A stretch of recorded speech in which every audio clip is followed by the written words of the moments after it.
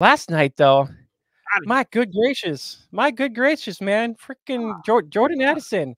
I think this was the game we all been waiting for. Yeah. So Yeah. Jordan Addison put it, it all this gives or take on your league settings, but in the league that I have him in, he put up 42 points. He was out 74% snaps. He was kind of in and out too as well because I mean he had some cramping. And I was like, when he actually headed back to the locker room, I'm like, oh God, hopefully it's nothing major. I'm like, so I was like, God damn it. I'm like, no, stay in, dude. I need the points as many as I can. But yeah, so other than that, he actually had 10 targets, 7 receptions, 123 yards, 2 touchdowns, 17.5 yards per catch.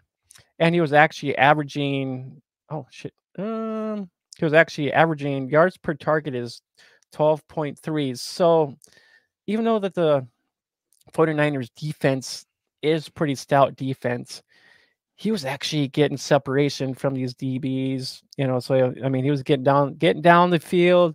There was a couple of them, I can't remember who the DB was that was on him. It was funny because he actually snagged away one reception from him for an interception.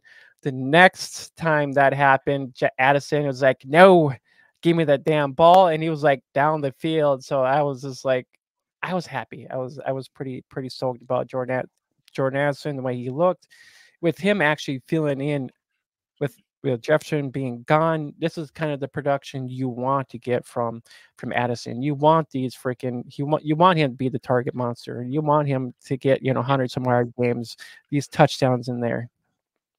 It was great to see him step up into that number one role because we've seen KJ Osborne. He's not sorry, couple years of this, he's filled in for Thielen. He's filled in for other guys. Like he doesn't have it in him. KJ Osborne does not have it in him to step it up to the level of Jordan Addison.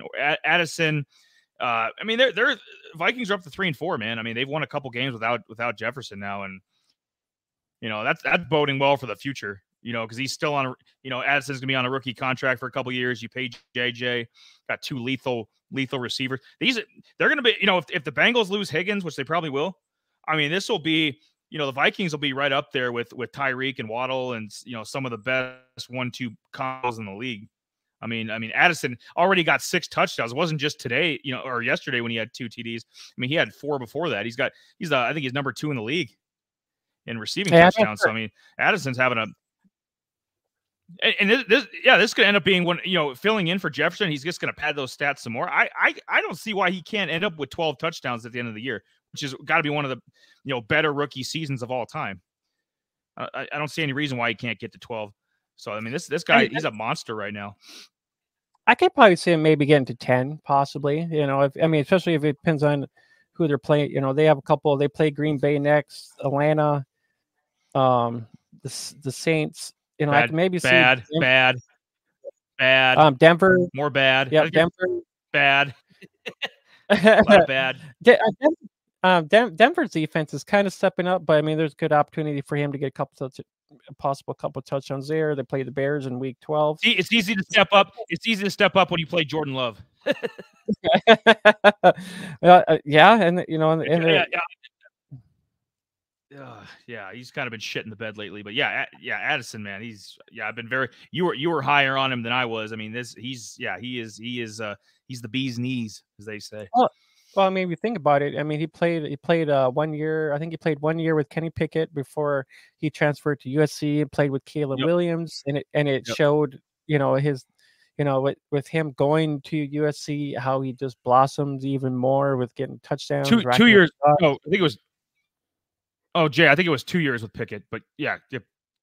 Well, yeah, I was just saying from a year ago. I mean, from him playing with Pickett, transferring to, playing with Caleb Williams, totally different offenses. I mean, I think they were even. I think they were even ranked back. I'd have to go back at 2022, but I'm sure USC was ranked pretty high back then too, as well, with them. Getting an addition of Addison.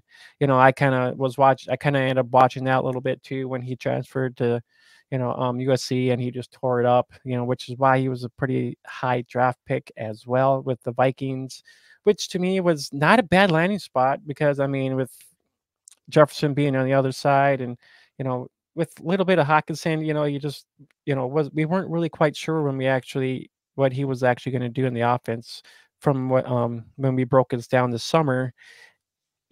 With Jefferson being gone now, I mean, this is great. I mean, totally just great for him to just blossom even more.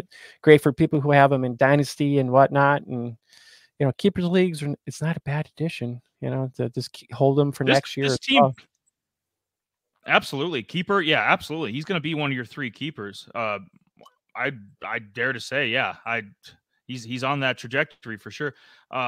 We pretend you didn't say it. Donovan, I'll pretend I didn't say that. I'll tell you what, this Vikings team is dangerous. I know he doesn't want to hear that. Yeah, Mr. Packer, he doesn't want to hear that, but this Vikings team is dangerous. That offense, even Cam Akers, who they picked up for a ham sandwich, even he's getting in on the action. Akers doesn't look too bad in that Vikings offense, but Cousins is rolling right now. He's like the number, between passer rating, yards, TDs, Kirk's in the top 5 in all of those. So, I mean, he's firing on all cylinders. They'll get JJ back, probably week 10, week 11-ish. So, this team's dangerous. I immediately regret this decision. Right off the Viking. Yeah, we regret writing off the Vikings early. They're dangerous. But I mean, other than that, I think that kind of wraps up Jordan Addison. Our evaluation. I had high hopes for him coming into the season as well for being a rookie, and landing with, taking over that Thielen role, which is showing why they wanted him, needed him, because I mean, look what he's doing, 123 yards. I mean, this is what he's capable of doing. So I'm happy. Yep. I was happy to see his production last night. It's only going to rise. It's only going to rise more. The funny thing is I mentioned on a different show a while back ago about Addison, with people who have Jefferson, they should have gone out and actually tried to acquire Addison in a trade to see what they could have gotten from him to actually keep that target share kind of not really target share, kind of keep their wide receiver bench open with Addison being there, with the flake of Jefferson being gone. I mentioned that now it would be. I agree with you. All right. So let's just say now it would be impossible to get Addison without backing up the Brinks truck. But like, what do you think? Let's say 3 weeks ago, what would you have had to given up to get Addison? Like, what kind of a player? What level player? What David Montgomery? I'm trying to think of this is before he started really turning it up. Like, you think like an Addison David Montgomery trade from, let's say 3 weeks ago would have been better. I mean, or a T Higgins, like a T Higgins kind of using kind of like a wide receiver 2s, So I mean, kind of maybe a T Higgins for Addison, because they were kind of they're kind of putting up the Higgins kind of has some upside. If Chase ever gets hurt, Higgins falls into that wide receiver 1. So I mean, that would have been a good fair to me. It would have been a good I actually the funny thing that you say that some guy offered me in our 16-team league. Some guy actually offered me Thielen for Higgins, and I'm like, yep, like I was kind of frustrated with Higgins, so I'm like, I'll take Thielen right now, which Thielen is actually kind of the wide receiver 1 right now. So he is. Yeah, surprise or not, I mean, team is awful, but Adam Thielen's having his best year in probably 4 or 5 years. So that was actually a good trade for time being. So I was saying. Yeah, I was at the first because they're both on buy. I'm like, at first I was kind of hesitant. I was like, what, screw it. I'm actually gonna do this trade. So I'm like, I kind of had enough with T Higgins, and I'd rather have someone who's actually getting some targets and touchdowns right now. So if it hopefully doesn't bite me in the end, but for me, I as soon as Jefferson went down, I probably would have been trying to trade for Addison just because you had that, target guy, as Jefferson is, he's pretty much that next guy up in that role. So, but a lot of people are saying, no, you probably shouldn't do it. I would have done it. I would have gotten anything with him getting actually, a bump and rise and all that stuff. But that's just my opinion. You guys should have maybe traded for Addison a couple of weeks ago, and you guys would have been happy with him filling in the role of Jefferson. All right. Last but not least, I got just one more guy here. It's the badger, the pageant,